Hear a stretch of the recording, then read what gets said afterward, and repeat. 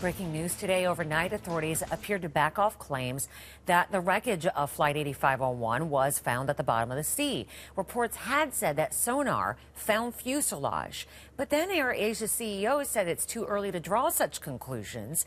The search is called off for now because the weather is bad. But 3 more bodies were recovered, bringing the total to 10. The first 2 remains were taken to a naval air base this morning. Now, this is the city in Indonesia where Flight 8501 took off on Sunday. And that's where CNN's Gary Tuckman is, along with the families of those on board. And Gary, 10 victims total have been found so far. Obviously, there are still so many missing, and we know that the weather was called off for tonight. But what's going on where you are this morning? Right. Well, Robin, it's a very interesting and sad juxtaposition at this airport. This is the second largest city in this very populous country. It's a very busy airport. So behind me, you have people celebrating and happy it's the new year. Their loved ones are coming off planes and they're yelling and screaming. And in this part of the airport, this is normally a meeting room. This is now a crisis center where family members have been gathered. At times there are more than 100 family members inside this room. It's kept private. The public's not allowed in. But they're here seeking solace. They're getting counseling. There are religious pastors here. They're getting food. They're getting water. They have TV sets. They're watching the news. And perhaps most importantly, they're getting support from each other. All these family members in this situation they never could have possibly imagined. What's so sad as we approach 2015, and here in Indonesia, we're only 4.5 hours away from the new year.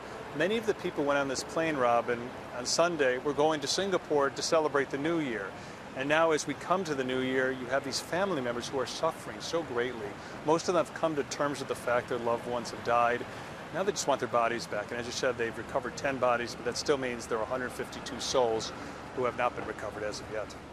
You know, it is so interesting to me, Gary, about the passenger list that you've spotted inside the family area and the separate passenger list for people not on the flight. Right.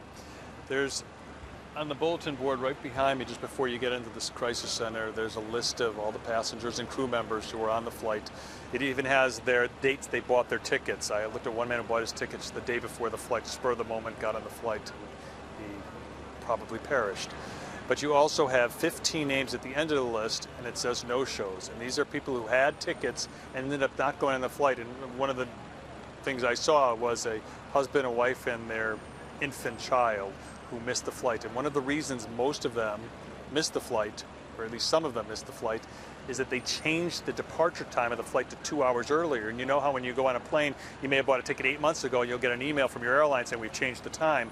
The airline sent out that email, not everyone got it, and they showed up late at the airport, and they missed the plane, and that was absolutely the luckiest event of their lives. They must consider themselves so fortunate, especially as you are surrounded by those loved ones who wait for word about what appears to be their loved ones' remains. Gary Tuckman in Indonesia today. Thank you.